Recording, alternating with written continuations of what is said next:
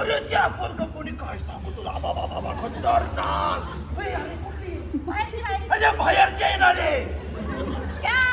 म्हणजे तुमच्या पूर्वजांनी 150 वर्षापूर्वी इथं गुलामी केली आणि तुम्ही त्यांची तिकडे जाऊन गुलामी करताय. काय वेगळं झालं भाऊ? तुम्ही गुलामच. बसा खाली. गुलाम कुठले? ए प्रधान्या, अरे ती माझी प्रजा आहे बाबा. ती फक्त माझीच गुलाम राहणार. तसं नव्हतं म्हणायचं मला. बरं ते जाऊ द्या. बरं महाराज, आज तुम्ही लय जात दिसून राहिले. ते काय म्हणतात ते राजबिंडा, मनकवडा, साहसी, धूर्त, चतुर, एक नंबरचा भारी म्हणायचं मला. भारी. राजाचं काय घेऊन बसला? शर्ट बघितला का? शर्ट आर्मनी पॅन्ट ना डेनिमची आणि शूज ना शूज वडिलांचे कुठल्यांची म्हणायचं का काय तुला? हा तेच ते. कुठलं म्हणजे विदेशातलं नावाजलेल्या कंपन्या ब्रँड आहे ब्रँड. बरं मग ऐका आता.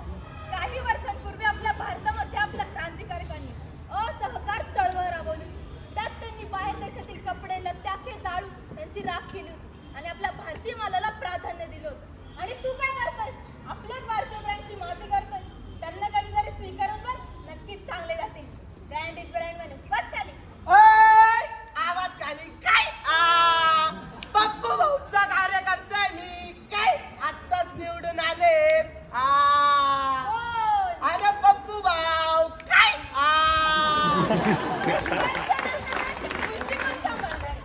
अरे आहेत ना पप्पू भाऊचे प्रिय चिरंजीव त्यांचे टप्पू भाऊ काय? तुझ्यासारख्या कार्यकर्त्याचं काय? आयुष्यभर गुलामी करा. ते कसं झालं? सारा गाव मामाचा, एक नाही कामाचा.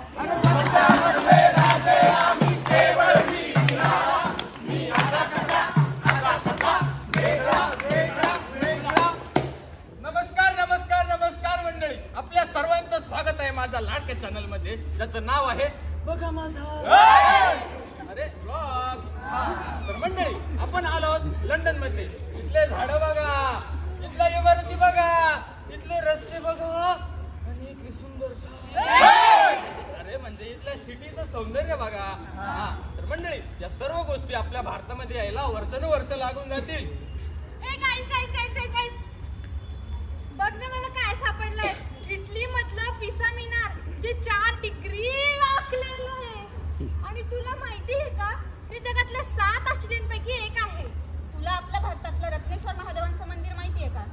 नाही. या भारतात असून माहिती नाही. ज्याची उंची आहे ना 74 मीटर आहे.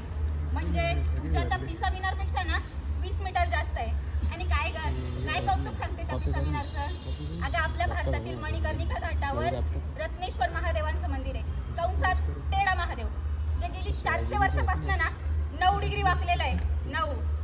वाव यार, मला तर कल्पनाच नव्हती की आपल्या भारतात सुद्धा इतक्या आकर्षक वास्तू असतील. अगं हा आपला वारसा आहे.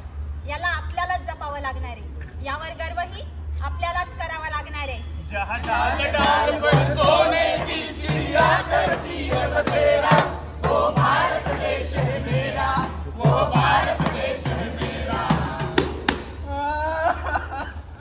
बाबा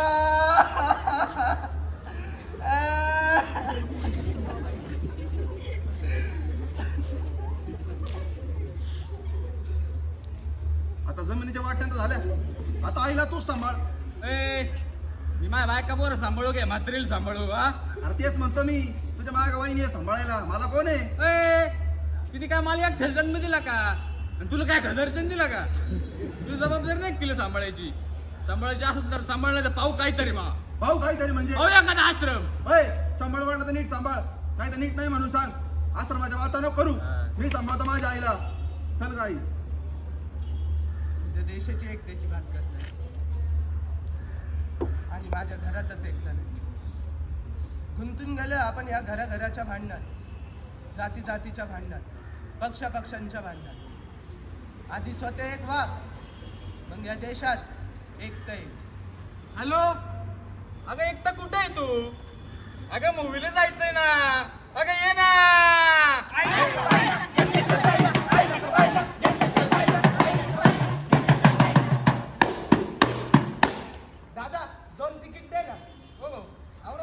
हो दादा.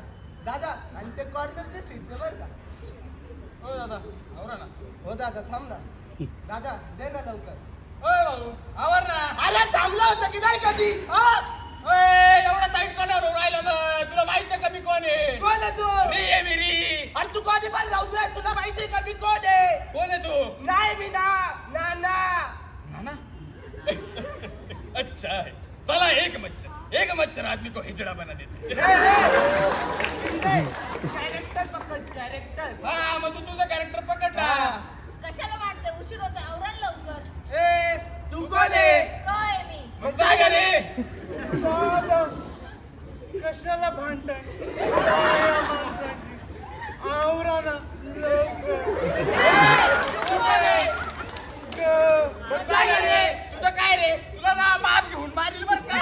सोडा. समजतंय का तुम्ही काय करताय ते? नाव काय तुमचं? ना तुमचं? री. तुमचं? तुम्ही इकडून उभे राहा. हा बरोबर. आणि आता नाव घ्या. ना ग री. आणि मी क. नागरिक. अरे आपणच नागरिक आहोत आणि आपण नागरिकांचे कर्तव्य तरी पार पाडतोय का? इथं वेळेसाठी भांडताय आणि भांडणात वेळ घालवताय. आणि नागरिकांचे कर्तव्य पार पाडणे म्हणजे खूप मोठी गोष्ट नाहीये. लहानपणापासून आपण जी प्रतिज्ञा म्हणत आलोय त्यानुसार वागणं म्हणजे नागरिकांचे कर्तव्य पार पाडणं. समजतंय का? उशीर होतोय दादा. तुमचा नंबर होता. भारत माझा देश आहे. सारे भारतीय